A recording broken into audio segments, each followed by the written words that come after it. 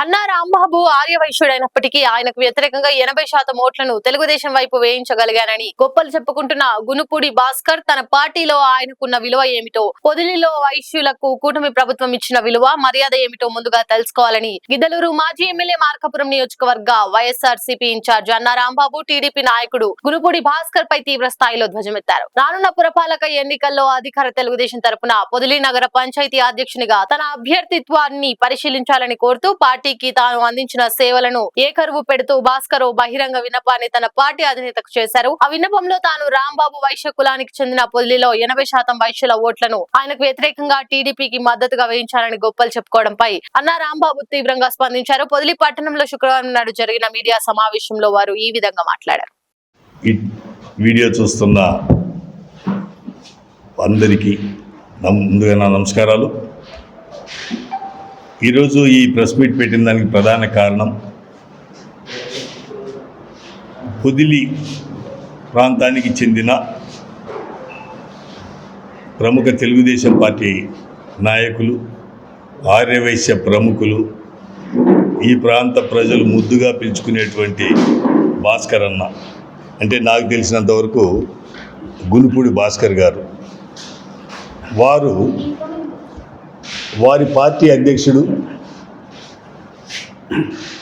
గౌరవ ముఖ్యమంత్రి వర్యులు శ్రీ చంద్రబాబు నాయుడు గారికి ఒక లెటర్ పంపిస్తూ, ఆ లెటర్లో తనకు మున్సిపల్ చైర్మన్గా పదవిని ప్రసాదించమని, అలాగే తన గురించి, తన కుటుంబ నేపథ్యం గురించి, సేవల గురించి ఇవన్నీ రాసుకొని లెటర్ పంపించడం జరిగింది.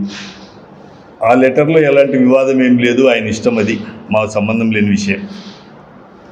కానీ భాస్కర్ అన్న, అంటే గునుపూడి భాస్కర్ గారు పాపం పొరపాటున ఒకటి మిస్ అయినారు అనేది నా ఉద్దేశం. గుర్తు చేయదలుచుకున్న వారికి, గత సంవత్సరం మాజీ ముఖ్యమంత్రి వర్యులు వైఎస్ఆర్ కాంగ్రెస్ పార్టీ అధినేత, మా అందరి అభిమాన నాయకులు శ్రీ వైఎస్ జగన్మోహన్ రెడ్డి గారు పొగాకు రైతులకు అండగా నిలబడేదానికి, వారిని పరామర్శించేదానికి పొదిల్లో ఉన్నటువంటి పొగాకు బోర్డు సందర్శన కోసం వచ్చిన రోజు తన ఇంటి మీద నుంచే వైసీపీ వాళ్ళ మీద రాళ్ళు లేపించింది.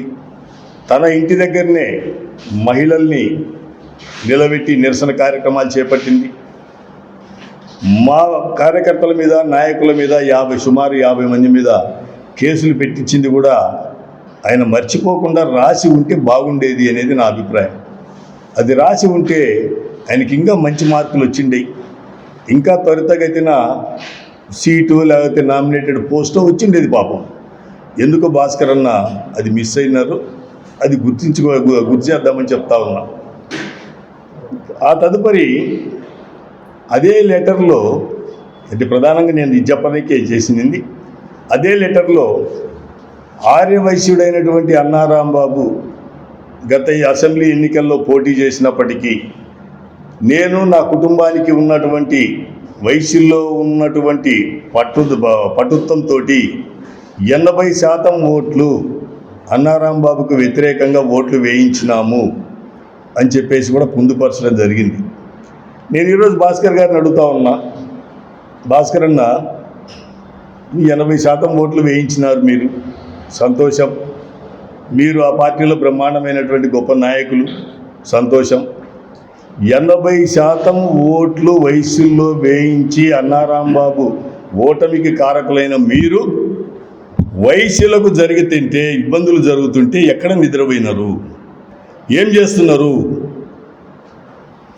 ఆర్యవైశ్య కులానికి చెందినటువంటి అవినాష్, ఇంటి పేరుందా, యాదాల అవినాష్ అనేటువంటి అబ్బాయిని sub inspector of police Podili వారు కొడితే, ఆర్యవైశ్యులు కుటుంబాలతో సహా రోడ్డెక్కితే, ఆర్యవైశ్యులతో పాటుగా వ్యాపార సంబంధించినటువంటి మిగిలిన కులాలకు చెందినటువంటి వాళ్ళు కూడా మద్దతుగా నిలబడితే, అన్ని రాజకీయ పార్టీలు కూడా ఆ విషయాన్ని ఖండిస్తే, ఆ రోజు అన్నా రాంబాబును మెన్షన్ చేయడానికి మీకు శక్తి లేదు. ఏం అన్నా రాంబాబును ఓడించినాం, నాకు మున్సిపల్ సీట్ ఏమని అడుగుతున్నారే, అన్నా రాంబాబును మేమందరం కలిసికట్టుగా గిద్దలూరు మార్కాపురంలో అయితేనేమి, పొదిలి అయితేనేమి వయసులందరం కలిసి కులంలో నుంచి బహిష్కరించినట్టుగా మేము తెలుగుదేశం పార్టీకి ఓట్లేసినాం. ఈరోజు వయసులకి ఇన్ని ఇబ్బందులు జరుగుతున్నాయి, ఎంతవరకు సమంజసం అని చెప్పి ఎందుకు నీకు నోరు లేయలే? అవినాష్ని కొట్టిన రోజు ఏం చేసినారు? ఇంతమంది ధర్నా చేసి రోడ్డు ఎక్కితే ఆ సబ్ ఇన్స్పెక్టర్ ఆఫ్ పోలీసు వారిని మీరందరూ గెలిపించుకున్నటువంటి శాసనసభ్యుడు మార్కాపురకు ప్రమోషన్ మీద వేపిస్తాడా? ఎక్కడ నిద్రపోతున్నావు నువ్వు? ఏమైంది నీ శక్తి ఆ రోజు? అలాగే విశ్వనాథపురం సొసైటీ ఎవరండి సొసైటీలో నోటీసులు ఇచ్చింది ఎంతమందికి అండి? 9 మందికి ఇచ్చిండ్రు. ఎంతమంది రిజిస్ట్రేషన్ చేసినారు? 3 రిజిస్ట్రేషన్లు చేసినారు. 3 ఎవరు? ఆర్య వైశ్యులు. ఎక్కడ పడుకున్నావు నువ్వు? ఏం చేస్తున్నావు? అన్నారాంబాబును కోట్ చేసి ఓడించినాం. మేము గొప్ప వాళ్ళము, కులం అనేది కూడా చూడలేదు. రాష్ట్రంలో అధికారం చేపట్టాలనుకుని చేస్తున్నటువంటి రాజకీయ పార్టీలకు కూడా కులాల ప్రాతిపదికన అభిమానం చూపిస్తుంటారు. మేము మాత్రం వైశ్యులుగా అన్నారాంబాబు మీద ప్రేమ చూపించలేదు. మీ పార్టీకి అండగా నిలబడ్డాం. మాకింత అన్యాయం జరుగుతుందని చెప్పేసి ఎందుకు నోరు లేలే? అవినాష్ని కొట్టిన రోజేమో హోమ్ మినిస్టర్ గారు మాట్లాడినరు, న్యాయం జరుగుద్ది అన్నారు. ఏం జరిగింది న్యాయం? కులం మొత్తం రోడ్డెక్కి, కులంతో పాటు మిగిలిన వ్యాపార వర్గాలు రోడ్డెక్కి చేస్తే ఈ ఎమ్మెల్యే మీరు గెలిపించుకున్న ఎమ్మెల్యే చేసింది అయితేనేమి, లేదా ప్రభుత్వం చేసింది అయితేనేమి, ఆ సబ్ ఇన్స్పెక్టర్ని ప్రమోషన్ ఇచ్చినట్టుగా ఇదే నియోజకవర్గంలో పోస్టింగ్ ఇస్తే ఏం చేసినావు? ఎందుకు కాపాడలేకపోయినావు? లైక్ చేయండి, షేర్ చేయండి, సబ్స్క్రైబ్ చేయండి. మరిన్ని వీడియోల కోసం బెల్ సింబల్ పై క్లిక్ చేయండి.